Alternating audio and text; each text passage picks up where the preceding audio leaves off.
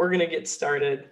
Thanks again for being here. Today, we're going to be talking about healthcare and YouAttest, specifically health and identity governance from the cloud. We're really lucky to be joined with special guest speaker, Craig Guinasso, Vice President and CISO at SciAps. He's going to be talking a little bit later. A couple of the other voices you're going to be hearing on the call, myself, I'm here with YouAttest, Vice President of Audit Solutions, as well as we're joined with Garrett Grajek, who is our CEO of YouAttest. And finally, we have Cher, who is the project admin, and he will be answering a little bit more technical questions. So going over the agenda, we have our introductions. We're going to be talking about healthcare in the news. Next, we're going into some of the key risk and compliance issues that we're going to outline. What are some of the penalties for these? And now we're going to go into, after that, just YouAttest, going over simply what is our solution, how do we work, how do we help protect you from some of these compliance issues, and then finally a demonstration followed by a Q&A. So please hold on to those questions. We will get to them at the end. Craig's going to be answering those, Cher's going to be answering those, and Garrett and I will be taking those as well. So thanks for being here. With that being said, let's pass on over to Garrett and get started. Yes, and thanks, Austin, for the intro, and welcome, Craig. Next slide. What's relevant, of course, and I want to let everyone know, this is live. We do these live because, I don't know, I'm a masochist. I enjoy live, but I like the Q&A. How do you know it's live? The NHL starts today. I know that. I used to live in Canada, so it's live, okay? All good. Let's talk some of these fines. And what I'm going to do is focus on what I see as relevant. I always look at data, worked at a data science company, which is actually my last case, and you're always looking for patterns. Okay, so we know, and Craig even told me, hey, some of the fines, some of the enforcement this year has been a little lax in 2020. And I looked at it, I go, well, they did 17 fines in 2020, let alone begin investigations on a bunch of others. But guys, it's 2021. I got my mother-in-law scheduled for a vaccination. This stuff's going to go up in arms against us.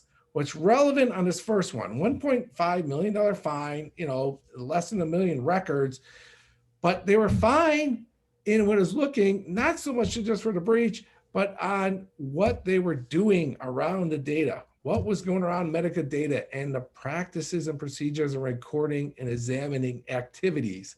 Remember that phrase, examining activities. Easy, who has access? How do they get access? When do they have access? The next one, again, was practices and procedures, lifespan.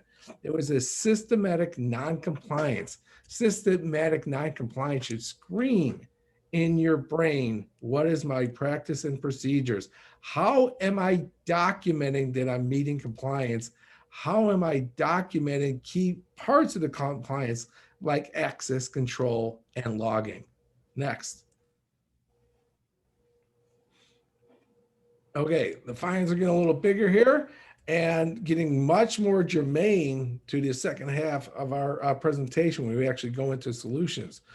Whereas community health systems fined for 2.3 million on implementing access controls. Straight out old school access control. What are your access? What are your documented access? What are your documented change in accesses? And what is your documented who actually achieved access? That's what we need to focus on. This is what they got fined for. Okay. The last one was huge. Of course, Premier Blue Cross took 5 years to mitigate, but imagine the cost and dealing with HSS, which is Health and Human Services, OCR, their division is called the Office of Civil Rights. Once again, failure to implement risk management and audit controls. Okay, I put those four up to get our attention, get our mind right. This is about practices and procedures. This is around not only doing the right IAM, identity management of functionality, but what is your governance on the identity management? Why did you give access? Can you document? Can you show that you gave access? Can you document and show your changes? Okay, two last ones that are, to me, very, very interesting.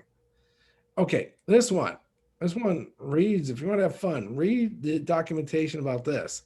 And whereas the doctor went and said, okay, hey, I have a dispute with this vendor. And then the OCR came in and looked at it and said, hold it. We have a dispute with you, Dr. Porter. What we have a dispute on is that you shared data in a way with this vendor that you had no guidance, you had no authority, no control over this data. Why is this relevant? And let me pause. This is relevant because this case showed that the OCR is going to force not only if data gets stolen from you, but if data you give to someone else that you're supposed to be a custodian of this data gets stolen. And that's what happened there. And I was like, wow, that's pretty far reaching. So not only you have to be in control of your data, you have to be in control of where your data goes. And this one made me really think. It hasn't been litigated or prosecuted yet, but it's concern. In the world of AI, the commodity of importance is what? Is data. And this webinar is about data and data custody and data control and compliance on data.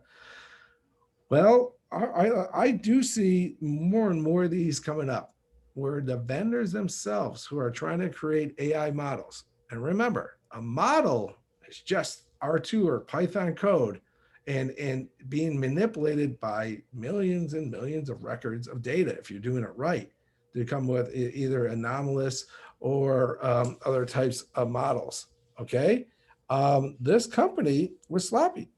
I've built AI models, and you got to be pretty careful. You got to be pretty careful how you collect. You got to make sure how you collect them. You get signatures, which I've done in the past for biometrics. But you have to also make sure where you store these things. And this white hacker, this security consultant, wrote this year, and he found, gobs, it was like up to 7 figures of these records, traced them back to this company. And this one has not been adjudicated yet or prosecuted, what you want to say, but it could be big.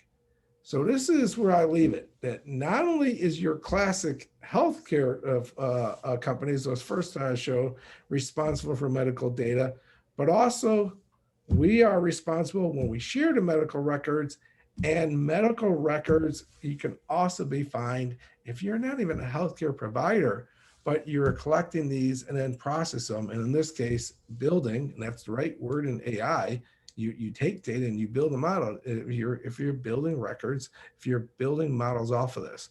So remember what we have to think. When we're listening to Craig and then seeing a demo from Austin, think, what am I doing about the accesses to this data? How am I documenting it? And how can I show that I'm being secure? Okay. With that being said, take it away, Craig. Thanks, Garrett. Can you hear me okay? 100% loud and clear. Hey, you're a nice guy having your mother-in-law get vaccinated. I didn't want mine getting vaccinated. Got to move to Orange County.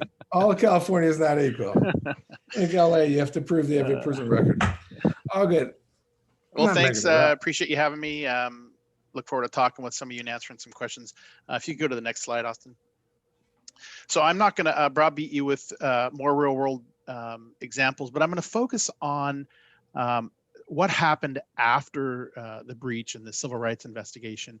In the case of New Haven, Connecticut, which we kind of followed closely, they agreed to pay a $202,000 fine, but their cap or their corrective action plan required them to have lots of attestation. And the word attestation is something that I'm seeing more and more. And I've been in the healthcare security realm for going on 12 years now. And I'm seeing more and more where either third-party compliance, which we'll get into, or regulators are asking about attestation. How are you attesting to either access or doing what you say you're going to do? In another case where there was a HIPAA business associate, they agreed to pay $2.3 million, and their cap or corrective action plan, same thing. More attestation about what they're doing, who has access, are the managers reviewing things, and in many cases it goes beyond just what I would call traditional healthcare aspects like SOX and things like that. So next slide.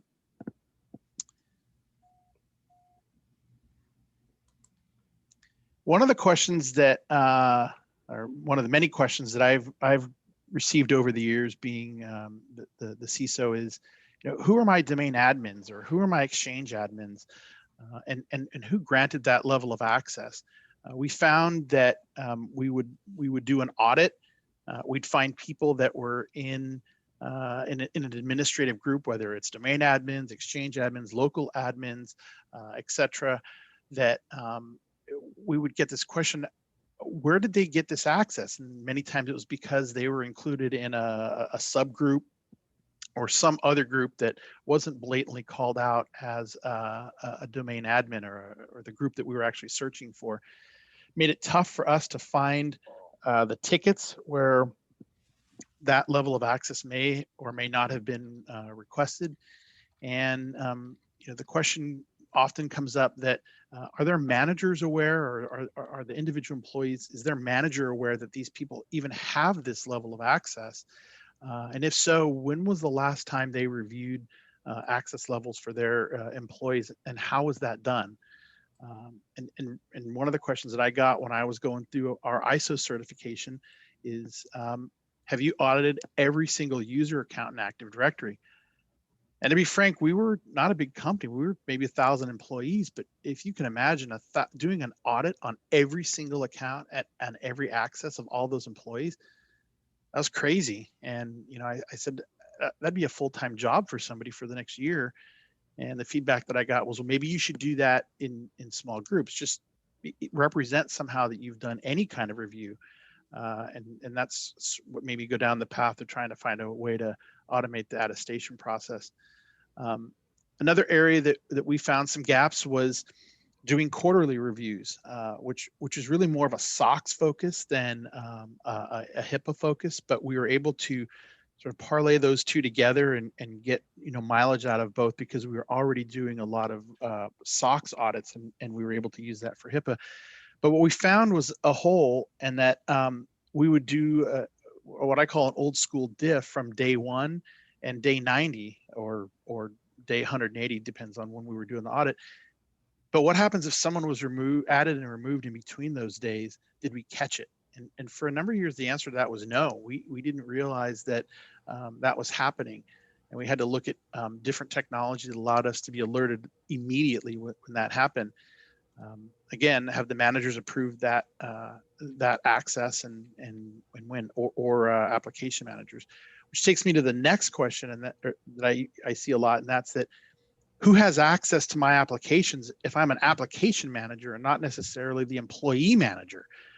And frankly, we moved to a model that required a signature for both the employee manager as well as the application manager, and then trying to get those automated attestations implemented wasn't an easy task. Next slide. So as we were going through our HITRUST certification, we found that they wanted us to have our managers notified when a user's access right changed. And sometimes we were good at that, and other times we weren't good about that. But the question that they asked us was, how are the account managers notified when this changes? And actually, who approves it? Is it just the app manager, or the employee manager, or both? And we had to come up with a good answer for that. And the next one, and I realized these were out of order. This is taken directly from the HITRUST framework.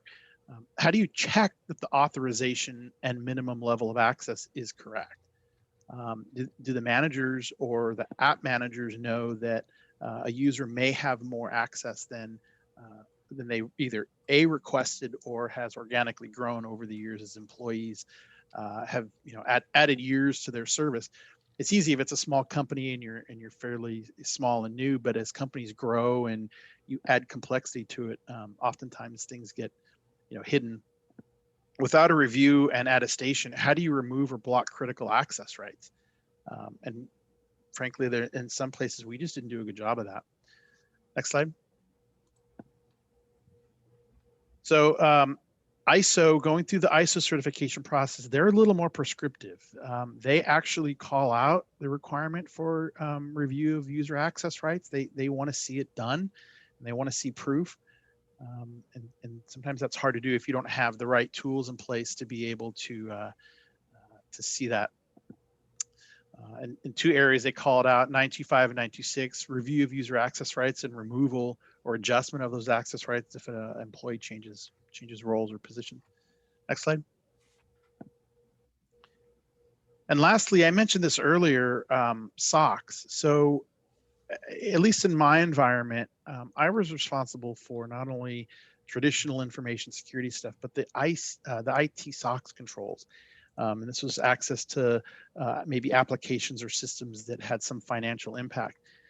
And we were able to get a lot of mileage out of the work that we were doing for SOX as it related to not only our high trust certification, but our ISO certification.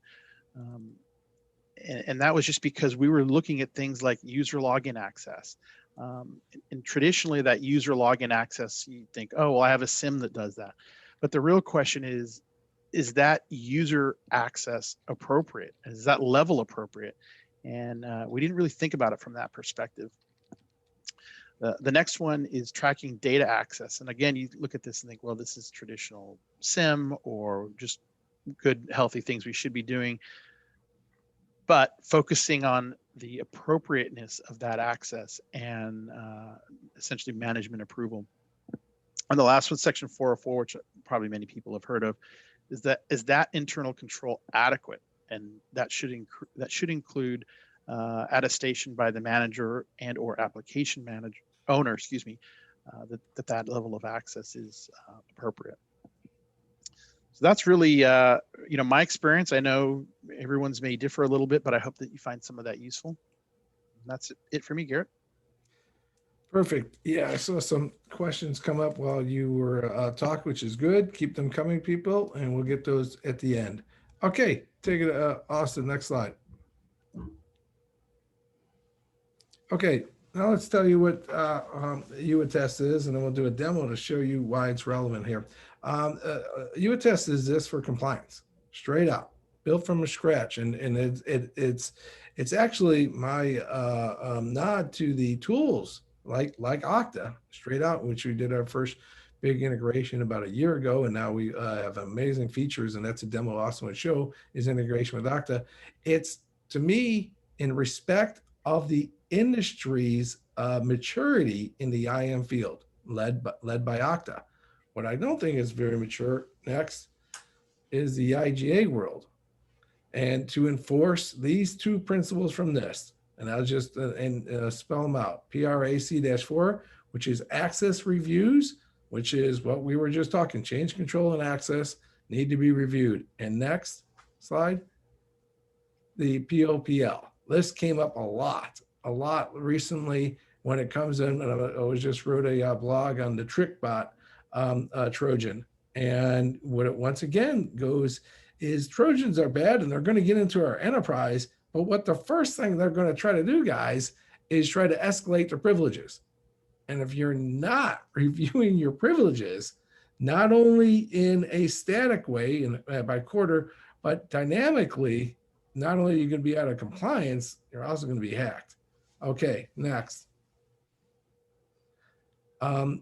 So YouAttest is this to do what? To give access reviews on who gave what and why.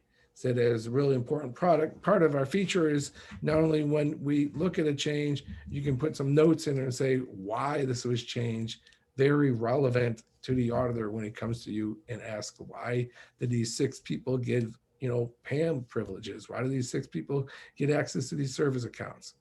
Next.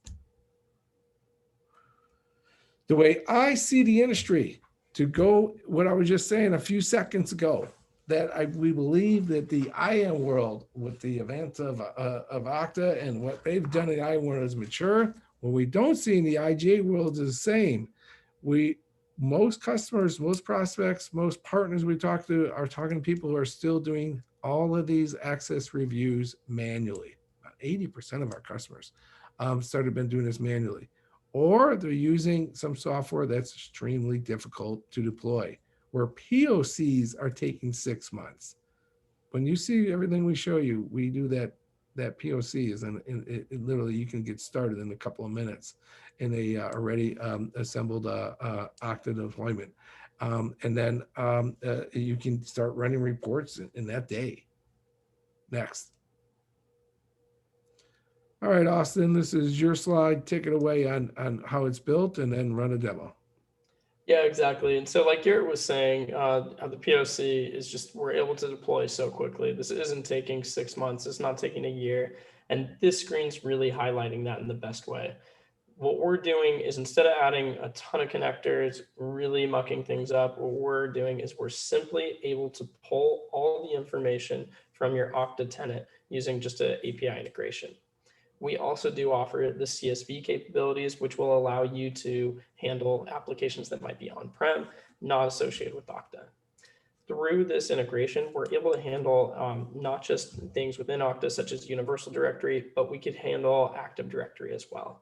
So we're able to do all this, performing real-time changes, instant changes there that are taking place. But instead of talking about it, it's a lot easier just to show it.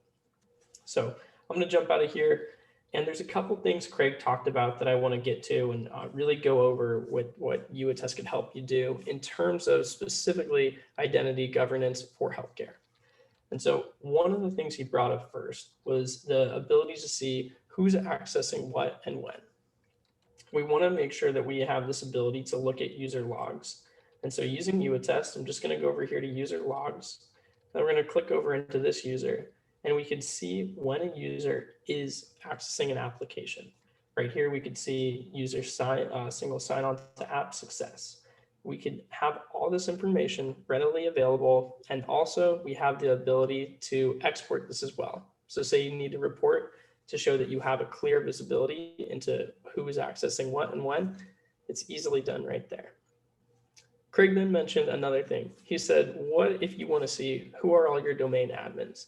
This is really important. So are you able to do that? Well, with YouAttest, it's really easy. What we're going to do is go over to Group Audit. We're just going to create a new campaign. We're going to select the source that we're pulling this from. So it's just our Okta environment. And then he mentioned domain admins. So I'll name it that and select a due date. And what we're doing here on this next screen is this is accessing either Okta or Active Directory and allowing you to type what groups you're looking for.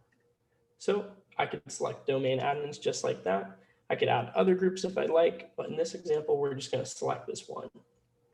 Craig also mentioned that sometimes there were thousands of individuals, and this could be a full-time job for someone. What YouAttest allows you to do, if you'd so like, you can just enter in a random percent.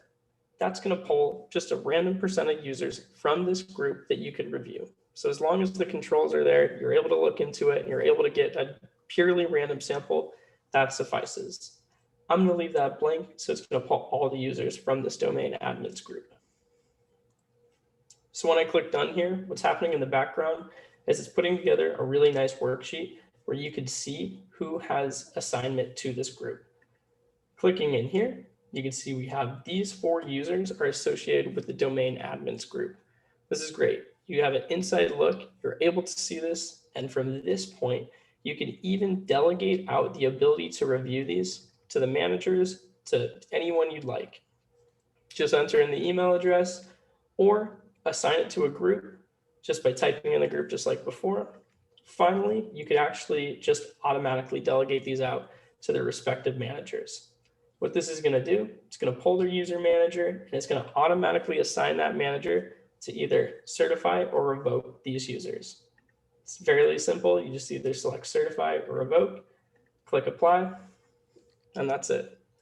Now, when we revoke one of these users and go back out to the main screen and hit execute, so I go back out here and I click execute on one of these, this would actually make those changes. So if any users were revoked in that step, they would no longer have access to that group. They'd be removed from it and all the subsequent applications associated with that likewise. Next, Craig was talking about something that's extremely important, and that's being able to see the changes. He said, either day 1 through 90 or 100, however you're keeping track of this, you want to be able to see what took place, who was added, who was removed. And it's not significant enough to provide a report that just shows a difference. What we want to do is be able to show all the changes that took place during that time frame. So if you show a different sheet, it's going to miss out on some changes potentially. How we handle this is going into our trigger system. So right here, this is using, if you're familiar with Okta event hooks. I created this one earlier, and if we view into this, what this trigger is stating is anytime a user is added to a group in the domain admin system, anytime they're added to that group, we're going to receive an alert. We're also going to receive a signed report where someone will go in and review that. So if I go into Okta right here, and I go into our directories, let's find that group and let's add a couple of users. So we want to find domain admins monitoring, the one we're talking about, and let's manage these people and add them in. So let's take, we'll take Alec right here, and let's add myself as well. And keep in mind, Craig said a couple of things. We want to see who's added. We also want to see who is adding them. So I'm signed in as Austin G at YouAttest, and I'm the one making these changes. So now let's click save. Let's give that a second to take place. And so if we go over here to our event logs, what we could see right here, we could see that the actor, Austin Grajic, me, added myself and this other user account right here. So this is keeping track of those logs. We're seeing who was assigned to what groups, as well as who did that. It's extremely easy to make these triggers. As I showed, I kind of skipped ahead and showed one that was pre-made, but if I wanted to just show you really quick, these are some of the triggers that are possible.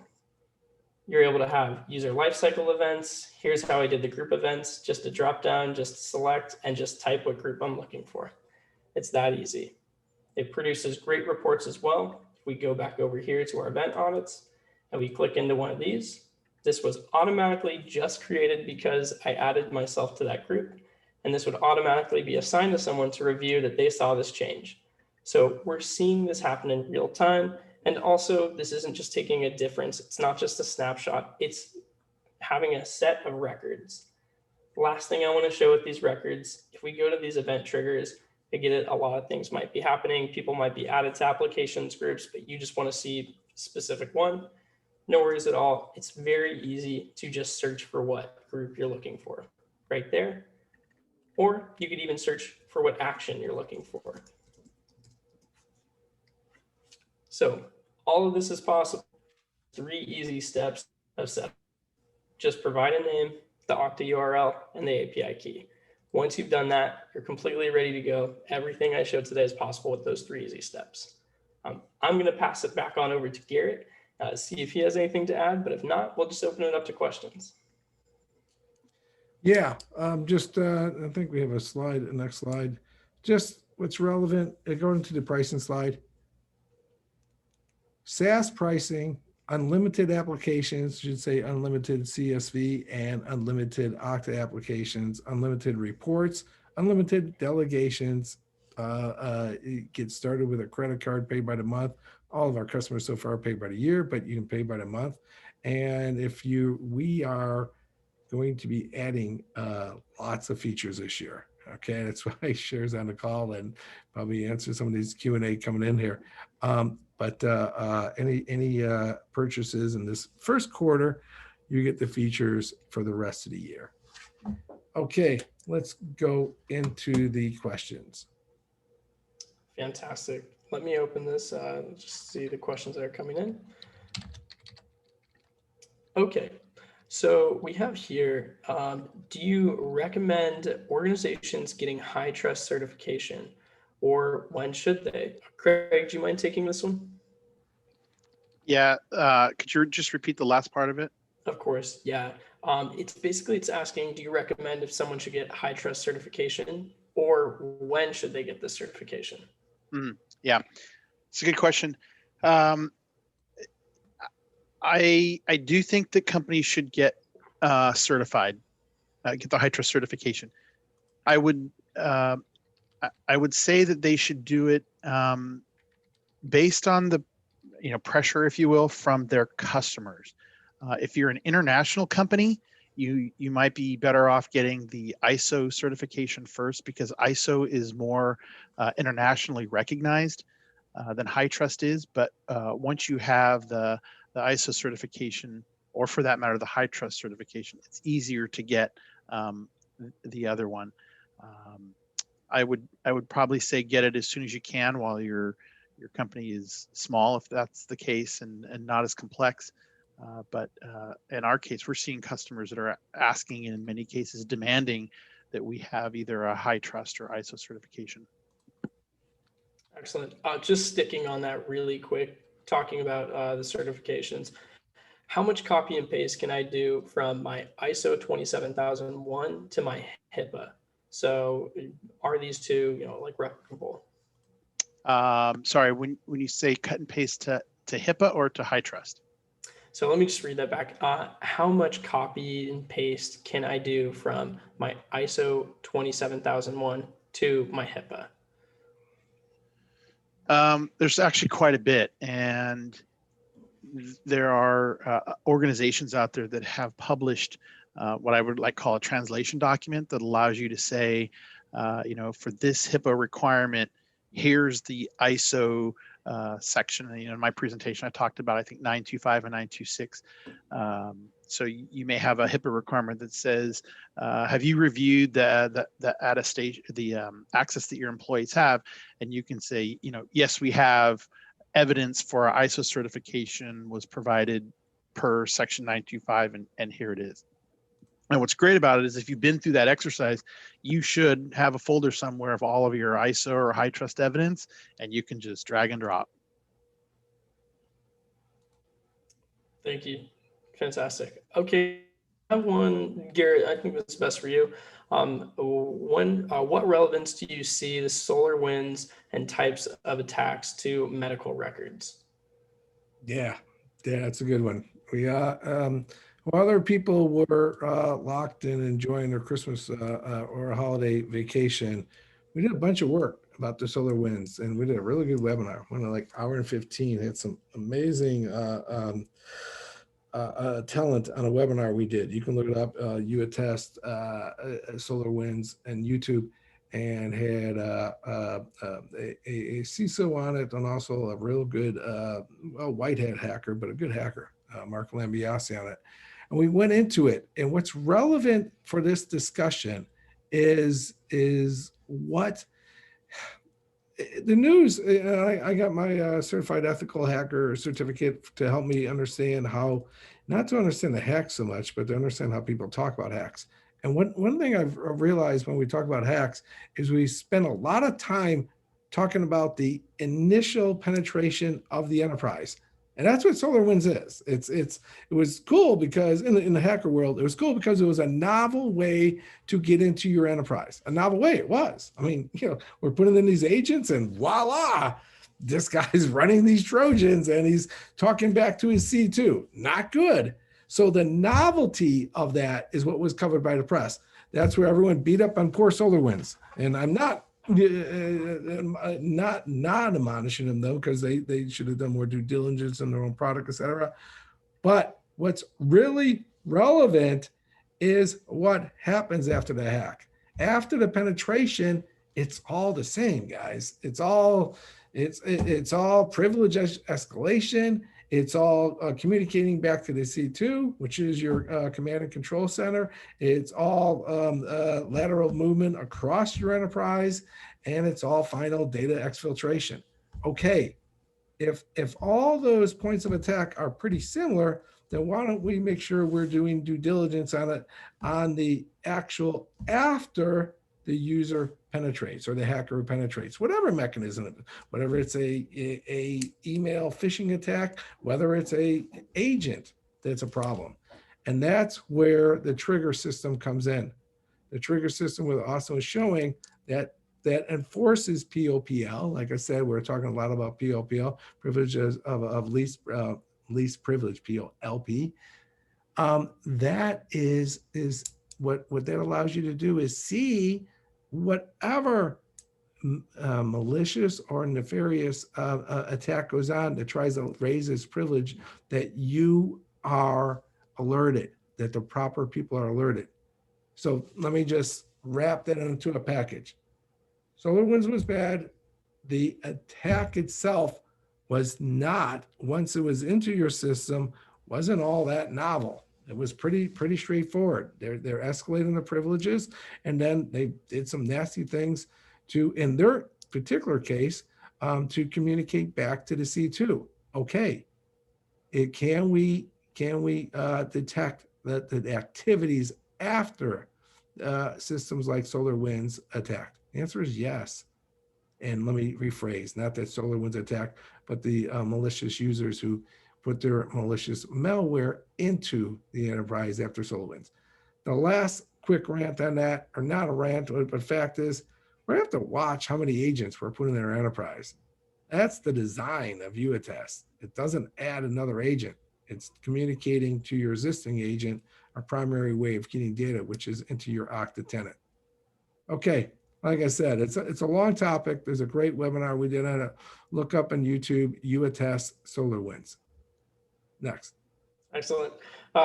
Speaking of anomalies, I'm going to bring this one on. It's how are you using AI to detect anomalies? Relying on heuristics, triggers, rules, filters, etc. gives you a good start, but you need to detect the unknown unknowns. Sher, do you mind taking this one? Yeah, sure. So anomaly detection is scheduled for summer 2020, and the engineers are working on it, and it's going to be out by summer 2020. Yeah. Oh, So summer that's something that- 2021, right? Yeah, That's right. yeah, I know. exactly. 2021, sorry. Yeah, and then go on top of Shearer as our product manager. It will be based on the trigger system. So if you see a trigger going, then we can tell whether that's anomalous. Okay. Absolutely. Tying this back to healthcare a little bit, here's a question that came in. How long does it take to get high trust certified for a healthcare software company, US based? Craig, I'm taking that. Yeah, it really depends on how dedicated you are to it. In my case, it took somewhere between 18 months and 2 years, because we had some fits and starts, and we kind of went out at half-assed, to be honest with you. But once you decide that you're going to do it, and you're going to have the auditors come out, and you can find and provide the evidence, you could do it in a year, probably less than that. Fantastic. Good question. I think I'm going to bounce this one back over to you. So it's talk a lot about Okta. What if I just want to audit my Active Directory? So yes, so we have a CSV-based audit feature available within YouAttest, where the user can where they can import a CSV file and run attestation on users and their roles. So also there is an upcoming feature which would be rolled out into production by the end of this first quarter, but that is a CSV-based AD audit, where the user can import a CSV from the AD through a PowerShell script. And once that is imported, then they can run a group or a user attestation on there. So there are two features that run standalone without Okta. One is live, the other one is in the pipeline. It's going to be out by the end of the first quarter. So yeah, to answer your question, yes, there are features that can import CSV data, and we can run attestation report on those. Yeah. Yeah, good answer there, Cher. Remember, team out there, we're moving at the speed of the cloud here. So we are doing pure CSV customers and AD, and we're having some amazing features coming up. So just schedule a meeting with us, and we'll talk you through it.